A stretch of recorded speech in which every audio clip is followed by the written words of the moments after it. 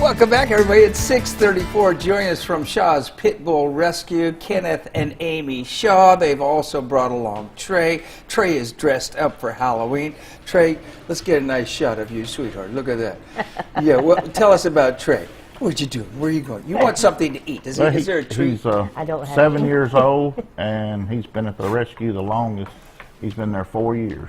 He's been there 4 years. So what's the deal? We were talking during the commercial break about there's people just overlook him for whatever reason. Right. A lot of times in shelters they have what they call the black dog syndrome, where the black dogs just don't get or cats, they don't get adopted. They just are overlooked. Now, one thing we've noticed at the rescue is it's the white dogs that they just get overlooked. They don't.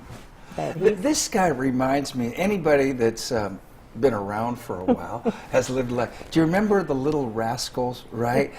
Petey, the dog. It reminds me of Petey. Oh, yeah. Back in the day where there was no stigma attached to a pit bull. Let's kind of reach out there and tell everybody about all the different types of bull terrier.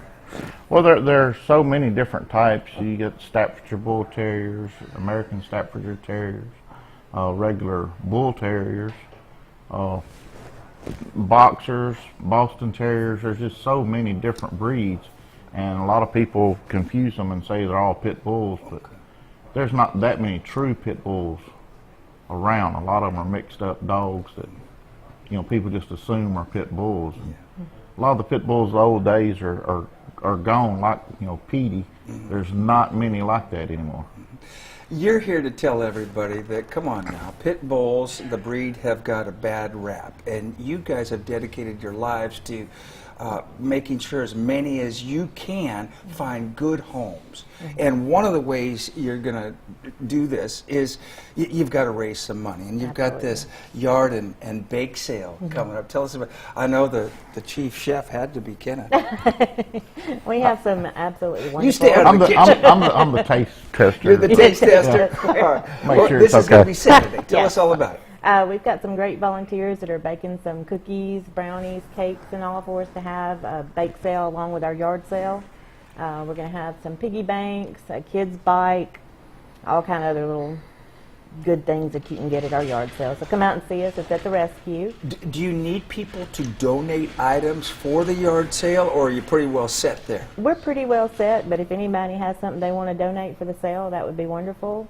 Anything that doesn't sell is going to be donated to the Columbus Lowndes Humane Society thrift store.